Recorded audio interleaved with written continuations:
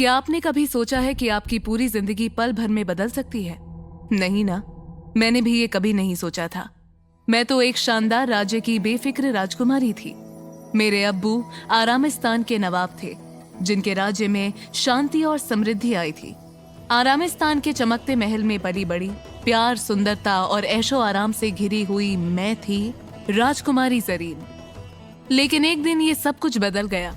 मेरी आंखों के सामने मेरे अब्बू और पूरे परिवार का कत्ल कर दिया गया। दुश्मन मेरे पीछे भी आए, मुझे मारने की कोशिश हुई, पर मैं भाग निकली। इससे पहले मैंने कभी महल के बाहर कदम नहीं रखा था, पर उस दिन जो हुआ उससे मेरी जिंदगी का मकसद साफ हो गया। मुझे अब किसी भी तरह जिंदा रहना था। ये सब हुआ कैसे? क्यों अब्बू को उनके बेटे ने मरवा दिया? कभी कभी लगता है अगर उस दिन आरामिस्तान में वो बगावत नहीं हुई होती तो आज मेरी जिंदगी बिल्कुल अलग होती। नवाब जलाल। मेरे अब्बू का रिश्ता उनकी जनता से राजा और प्रजा का कभी नहीं था, परिवार जैसा था। महल में 2 रानियां थी, बड़ी अम्मी अब्बू की पहली रानी और मेरी अम्मी आरामिस्तान की महारानी। बड़ी अम्मी के बेटे मेरे बड़े भाई राजकुमार जुल्फिकार में वो सब था जो आरामिस्तान के अगले नवाब में होना चाहिए। अब्बू जैसे लंबे, चौड़े, खूबसूरत और होनहार भाई सारा दिन मेरी टांग खींचते, तंग करते, पर अगर कोई और आंख उठा के भी देख लेता तो जंग छेड़ देते। कभी लगा ही नहीं कि हम सगे नहीं, सौतेले भाई बहन हैं। कभी सोचा नहीं था कि हमारा रिश्ता हमेशा के लिए बस बदलने ही वाला था। मेरे आरामिस्तान से भागने के 2 हफ्ते पहले भाई का 18वां जन्मदिन धूमधाम से मनाया गया, पर अब्बू ने अभी तक उन्हें अपना उत्तराधिकारी घोषित नहीं किया था। ये सवाल भाई की रातों की नींद उड़ाए हुए था। रात में नींद तो उन दिनों मुझे भी कम ही आती थी। मुझे जगाने की वजह थी रोशनाबाद के राजकुमार चविंका के खत। राजकुमार चविंका एक तरफ भाई के पक्के दोस्त थे, दूसरी तरफ वो मेरा पहला प्यार थे। रोज सुबह जब मैं उठ के अपने घर के बाहर आती तो पता नहीं कितने सफेद कबूतर राजकुमार चविंका के खत चोंच में दबाए मेरी राह देख रहे होते। जितना प्यार गहरा हो गया उतना डर भी मेरे मन में बैठ गया। थी तो मैं बस 16 साल की, पर मेरी शादी के लिए अब्बू और अम्मी के सपने हमेशा से ही बहुत बड़े थे। आरामिस्तान से बड़े राज्य में शादी करवाना चाहते थे अब्बू मेरी। रोशनाबाद और राजकुमार चविंका दोनों ही अब्बू की नजर में मेरे लिए छोटे होंगे, ये पता था मुझे। अब्बू इस रिश्ते के लिए क्या कभी मानेंगे? पर हमारी सारी उम्मीदें टिकी थी भाई के उत्तराधिकारी बनने पे। हम दोनों को पता था कि भाई खुशी खुशी अपनी बहन और दोस्त की शादी करवा देंगे, पर किस्मत को कुछ और मंजूर था। एक रात अचानक अब्बू का बुलावा आया। मैं डर गई। मुझे लगा उन्हें मेरे और राजकुमार के बारे में पता चल गया है। अब्बू उस रात शाही दरबार में अकेले सिंहासन पर बैठे थे, आस पास कोई नहीं था। अब्बू ने मेरी तरफ देखा और फिर जो कहा, उन शब्दों ने आरामिस्तान की हवाएं और मेरी जिंदगी का रुख हमेशा के लिए बदल दिया। आखिर ये फैसला क्यों लिया अब्बू ने? अगली सुबह भरे दरबार में अब्बू ने सबके सामने ऐलान कर दिया कि आरामिस्तान के तख्त की अगली वारिस मैं होंगी, भाई नहीं। ये सुनते ही भाई गुस्से से लाल उस जलसे से बाहर निकल गए। मेरे वारिस बनने की तैयारी शुरू करने का अब्बू ने आदेश दे दिया। महल में रिश्ते बदलने लगे। मैं सोचती रही, अब्बू ने भाई की किस्मत मेरे नाम क्यों कर दी? मैं और वारिस, इस बारे में तो कभी सोचा तक नहीं था। मुझे आरामिस्तान की रानी नहीं बनना था। मुझ में कहाँ थी वो बात? मैं तो बस अपने राजकुमार के साथ उनके छोटे से राज्य में हंसी खुशी रहना चाहती थी। पर अब्बू का फैसला अटल था। अब्बू के फैसले को बदलने के लिए भाई ने सबके सामने मेरे और राजकुमार के सारे खत पढ़ के सुनाए। अब्बू पर सवाल उठाए, राजकुमारी जरीन को जब हमसफर चुनने की समझ नहीं है तो राज्य चलाने की समझ कैसे होगी? अब्बू मुस्कुराए और भाई से कहा, जो राजकुमार अपनी बहन को भरे दरबार में धोखा दे सकता है वो प्रजा को भी देगा। जरीन ही आरामिस्तान की अगली रानी होगी। वारिस बन तो गई थी मैं, पर किस किस्मत पर? भाई मेरी शक्ल नहीं देखना चाहते थे। राजकुमार से मेरा मिलना, बातें करना सब बंद हो गया। जल्दी ही मेरी शादी की तैयारी होने लगी। अब्बू और अम्मी को मुझे राजकुमार के प्यार से हमेशा के लिए दूर करना था। इसलिए राज्य में घोषणा कर दी गई कि हफ्ते भर का जलसा किया जाए। देश भर से राजकुमार आकर प्रतियोगिताओं में हिस्सा लेंगे और आखिर में जो जीतेगा वो होगा मेरा पति। अम्मी ने समझाया कि अपने प्यार की कुर्बानी देना तो शुरुआत है। रानी जरीन होने वाली हो तुम, इन कुर्बानियों की आदत डाल लो। बिखरने लगी थी मैं, समझ नहीं आ रहा था क्या करूं। अब्बू अम्मी को कैसे समझाऊं। जलसे के दिन दरवाजे से राजकुमार आए, प्रतियोगिताओं को पार करने की कोशिश करते रहे, पर कोई कामयाब नहीं हुआ।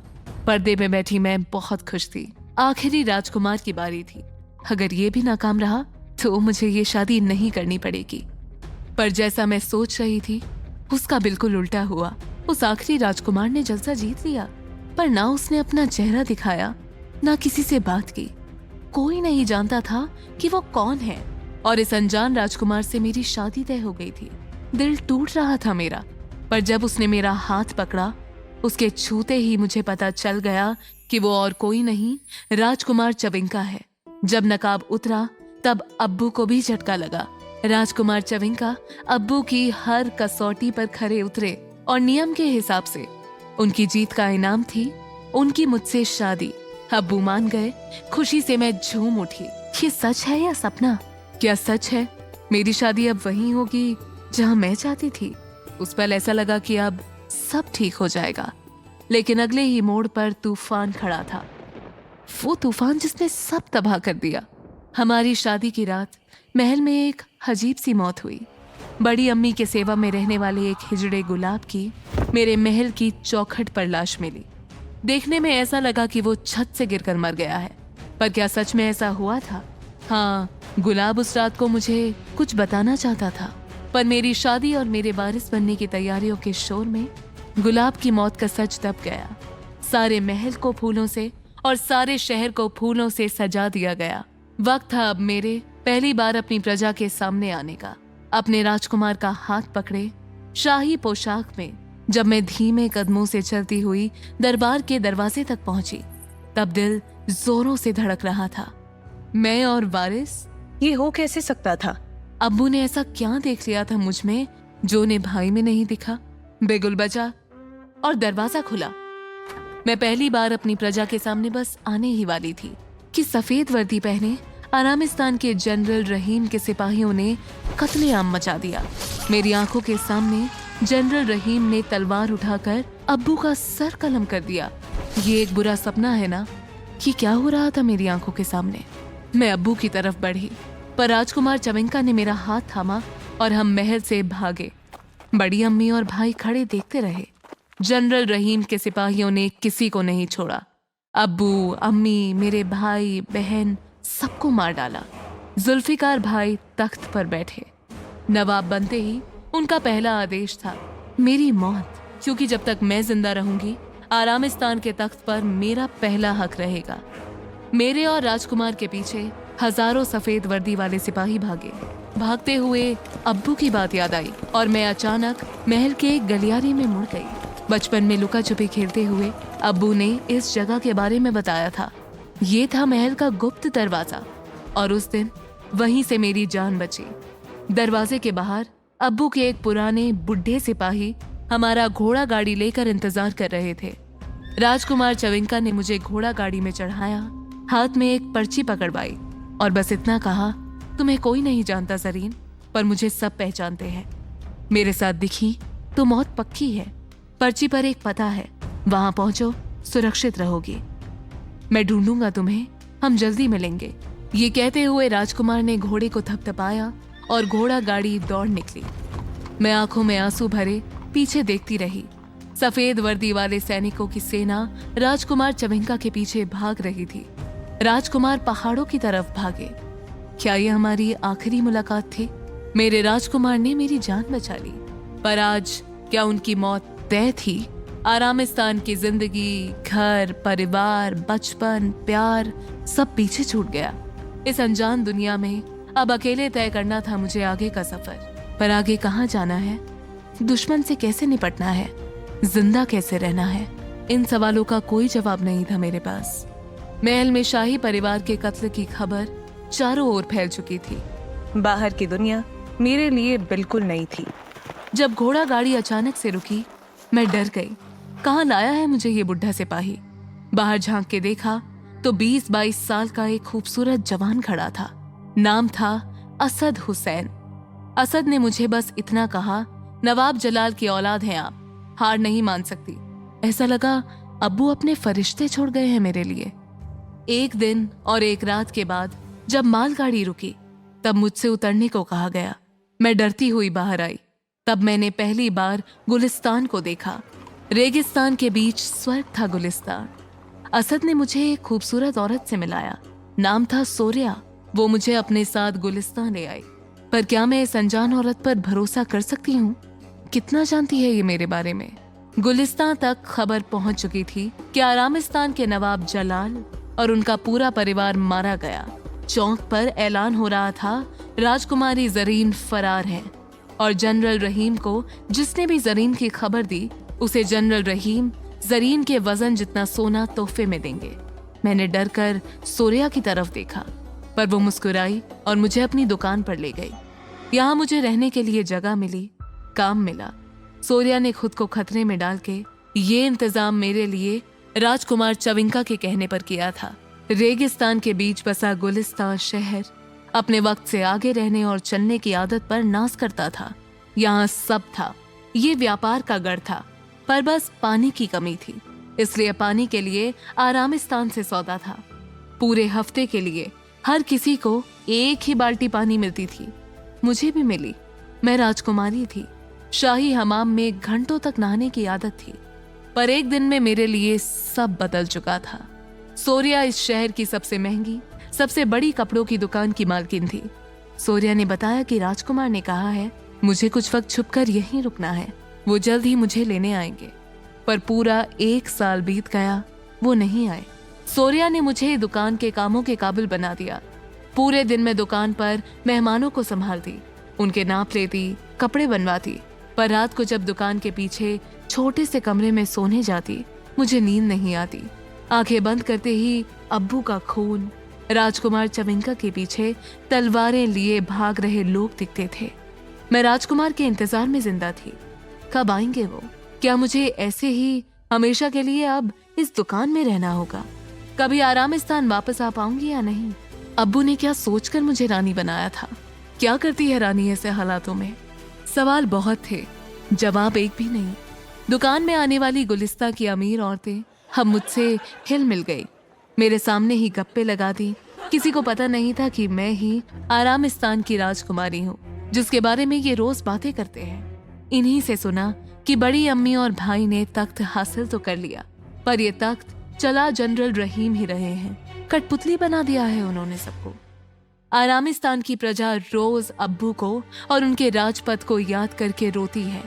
स्वर्ग जैसा मेरा आरामिस्तान अब नर्क से बदतर हो चुका था, पर जनरल रहीम ने मेरी तलाश बंद नहीं की थी। मेरे गुलिस्तान में होने की उड़ती उड़ती खबरें उन तक पहुंच चुकी थी, और अब वो दिन दूर नहीं था जब मैं पकड़ी जा सकती थी। और एक दिन मेरा डर हकीकत में बदल गया। सफेद वर्दी वाले वो सिपाही, जिनके हाथ मेरी अम्मी और अब्बू के खून से रंगे थे, सोरिया की दुकान में घुस चले आए। क्या करने आए थे वो यहाँ? क्या उन्हें मेरा राज पता चल चुका था? मैं कोने में दुकान में काम करने वाली और लड़कियों के साथ खड़ी रही। वो एक एक करके हमें सवाल पूछने के लिए बुलाते गए। कहाँ से आई हो, कौन है घर में, घर तक लेके चलो। ये सारे वो सवाल थे जिनका जवाब आज मेरा पर्दाफाश कर सकता था। पर शाही घरानों की पढ़ाई अलग होती है। सिखाया जाता है साम दाम दंड और भेद से दुश्मन को हराना। उस दिन अब्बू की सीख सहारा बनी। मैंने साम यानी समझ से जनरल रहीम के सिपाहियों के सवाल के ऐसे जवाब दिए कि उन्हें यकीन हो गया जरीन यहाँ नहीं है। पर उस दिन से ये ख्याल मेरे दिल और दिमाग में बस गया कि ये सिपाही कभी भी वापस आ सकते हैं। गुलिस्तान आने के बाद राजकुमार से कोई संपर्क नहीं हुआ था। शायद वो भी जनरल रहीम के सिपाहियों के हाथ मारे गए थे। मेरा 20वां जन्मदिन था, इसलिए सौर्या मुझे अपने साथ गुलिस्तान के सबसे बड़े जलसे में ले गई, जहां उसने मुझे छुपकर जनरल नासिर से मिलवाया। वो अब्बू की उम्र के थे, बालों और दाढ़ी में सफेदी और आंखों में बाप वाला प्यार। बिना कुछ कहे जनरल नासिर ने मेरे हाथ में एक चिट्ठी पकड़ा दी और सबसे नजर बचा के कहा, वापस लौटकर अकेले में पढ़ना। आखिर क्या था इस चिट्ठी में? किससे आई थी ये? क्या भाई मेरे साथ सुलह का हाथ बढ़ा रहे हैं? क्या बड़ी अम्मी को पछतावा था? मैं अपने छोटे से कमरे में लौटी और जब चिट्ठी खोल के लिखाई देखी, आंखें और दिल दोनों भर आए। ये राजकुमार चविंका की चिट्ठी थी। वो जिंदा थे। चिट्ठी में लिखा था कि जनरल नासिर पर मैं भरोसा कर सकती हूँ। राजकुमार अब जल्दी आने वाले थे मुझे लेने। बस कुछ देर और इंतजार बाकी था। 4 साल से दबे सारे एहसास जवाब बनके चिट्ठी में निकले। अगले जलसे में मैंने अपनी चिट्ठी जनरल नासिर को पकड़ाई। वो मुस्कुराए। मुझे पता था राजकुमार तक मेरी बात पहुंच जाएगी और ऐसा ही हुआ, क्योंकि उसके अगले जलसे में राजकुमार की चिट्ठी फिर आई। मुझे पता चला कि राजकुमार को भी भाई अपना दुश्मन मान बैठे थे, इसलिए राजकुमार कभी रोशनाबाद नहीं लौट पाए। राजकुमार खुद छुपे हुए थे, इधर उधर भेस बदल कर रह रहे हैं, पर हर दिन मुझे लेने आने की उनकी तैयारी बढ़ती जा रही है। अगले जलसे में मैं हाथ में चिट्ठी लिए इंतजार कर रही हूँ, पर जनरल नासिर नहीं आए। आया कोई ऐसा जिसे देखकर घाव फिर हरे हो गए। मेरे सामने खड़े थे मेरे अब्बू के हथियारे जनरल रहीम। पोशाक ऐसी थी कि पर्दे से चेहरा छुपा सकी मैं। क्या होता अगर वो मुझे पहचान लेते? ये सोच के भी आज तक रूह कांप जाती है। रहीम ने गुलिस्तां के इस बड़े जलसे में ऐलान किया कि उनको पता है राजकुमारी जरीन यही है और इस धोखे की सजा गुलिस्तां अपने पानी से चुकाएगा। उसी वक्त आरामिस्तान से आने वाला पानी रोक दिया गया। चारों ओर हलचल मच गई। बिना पानी के भारी आबादी वाला ये शहर कैसे रहेगा? हजारों मौतें होंगी और क्या उसकी जिम्मेदार मैं होंगी? अगले दिन पूरे गुलिस्तां में जनरल रहीम के सिपाहियों ने पर्चे बांटे। चित्र पर लिखा था, जरीन को हमारे हवाले कर दो, पानी वापस ले लो। आसपास सबको शक की नजर से देखा जाने लगा। सोरिया ने मेरा दुकान से निकलना बंद कर दिया। गुलिस्तां की सड़कों पर प्यास से लोग मरने लगे। मुझसे देखा नहीं गया। मैंने मन बना लिया कि मैं खुद को जनरल रहीम के लोगों को सौंप दूंगी, पर सोरिया मुझे मौत के मुंह में जाने देने वाली नहीं थी। मुझे रोक दिया गया। कुछ समझ नहीं आ रहा था कि मैं क्या करूं। चारों तरफ मौत थी। तभी दरवाजे पे जनरल नासिर ने दस्तक दी। वो राजकुमार की चिट्ठी लाए थे। चिट्ठी में साफ लिखा था कि राजकुमार मुझे गुलिस्तां के बाहर लेने आ रहे हैं। एक बार मैं गुलिस्तां के बाहर आ गई तो ये खबर फैलवा दी जाएगी कि जरीन अब गुलिस्तां में नहीं है। दोनों बच जाएंगे, शहर भी और मैं भी। अचानक आई इस खबर ने मुझे चौंका तो दिया था, पर यह खबर साथ राहत भी लाई थी कि ये शहर जो 4 साल से मेरा घर था, वो प्यासा मरने से बच गया। समय तय था, मेरा जाना तय था। वक्त आ गया था अपने दूसरे घर से बिछड़ने का, माँ जैसी सोरिया से बिछड़ने का। और कितनी बार घर से बेघर होना लिखा था मेरे हाथों की लकीरों में। दुख था पर खुशी भी थी, क्योंकि 4 साल बाद मैं अपने राजकुमार से मिलने वाली थी। गुलिस्तां के बाहर मुझे जनरल नासिर की गाड़ी से ले जाया गया ताकि किसी को शक ना हो, पर जैसे ही शहर के बाहर गाड़ी रुकी, गाड़ी पर जनरल रहीम के लोगों ने हमला कर दिया। मैं घबरा गई। ये क्या हो रहा है? जनरल नासिर ने धोखा दिया है या जनरल रहीम ने उनको भी मार डाला? पर सोचने का वक्त कहाँ था। खुद की जान बचाने के लिए मैंने सारी हिम्मत और ताकत उस दिन की लड़ाई में झोंक दी। जनरल रहीम के एक सिपाही का गला काटना पड़ा मुझे।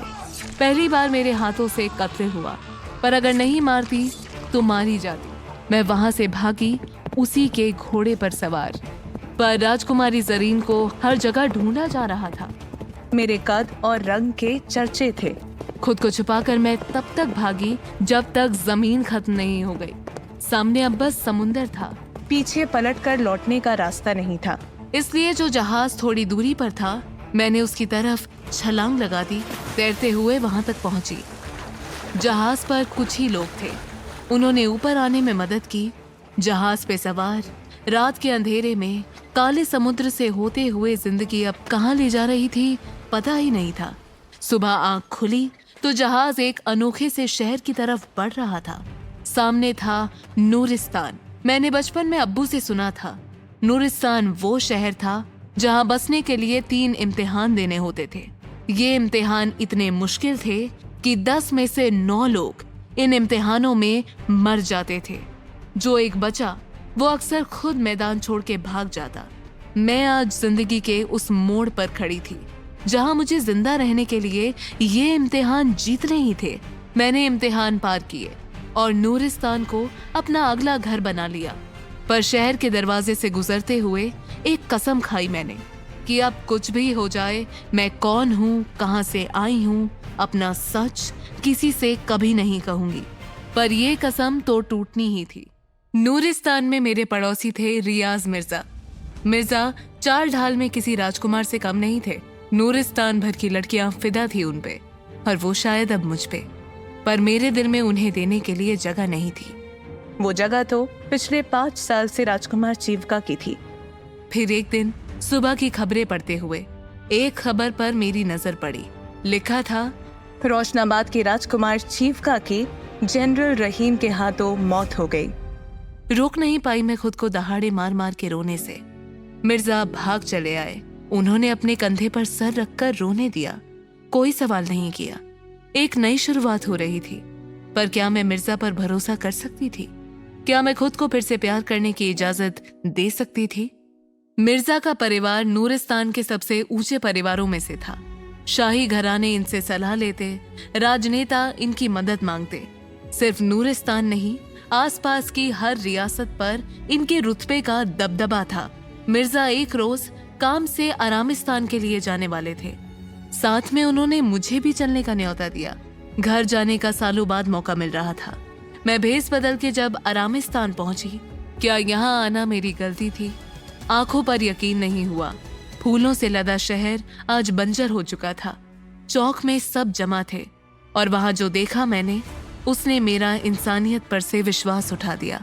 चौक में जनरल रहीम ने अब्बू के सिर को भाले की नोक पर गाड़ रखा था। हर रोज वो प्रजा को ये दिखाकर याद दिलाता था कि जब नवाब को मार दिया तो तुम कौन हो। जनरल रहीम खुद को आरामिस्तान का नवाब घोषित कर चुके थे। बड़ी अम्मी और भाई अब सिर्फ नाम के शाही थे। उस दिन आरामिस्तान से नूरिस्तान जो जरीन लौटी, वो अलग थी। मुझे अब हर हाल में आरामिस्तान का तख्त चाहिए था। मुझे मेरा हक, घर और राज्य चाहिए था। अब्बू को मिट्टी देनी थी। जनरल रहीम की उल्टी गिनती मेरे जहन में शुरू हो चुकी थी। इस तरह जब मिर्जा ने शादी की बात छेड़ी तो मैंने हाँ कर दिया। मुझे मिर्जा की सारी ताकत और सारा रुतबा चाहिए था आरामिस्तान को जीतने के लिए। देखते देखते शादी का दिन आ गया। मैं शादी के जोड़े में सजी एक तरफ मिर्जा की तरफ बढ़ रही थी और दूसरी तरफ मेरी ओर बढ़ रहे थे राजकुमार चीवका। वो जिंदा थे, मुझे साथ ले जाने आए थे। अब क्या करूं मैं? अपने पहले प्यार, अपने राजकुमार के साथ सबसे बहुत दूर चली जाऊं, या प्यार के ऊपर फर्ज को चुनूं? यही करती हैं ना रानियां। क्या होगा मेरा फैसला? क्या मुझे आरामिस्तान मिलेगा? क्या मैं अपने अब्बू अम्मी के कातिलों से बदला ले पाऊंगी? क्या लिखा है आगे की कहानी में, ये तो बस वक्त बताएगा। मैं हूं जरीन, जारी रहेगी मेरी कहानी सिर्फ पॉकेट FM पर।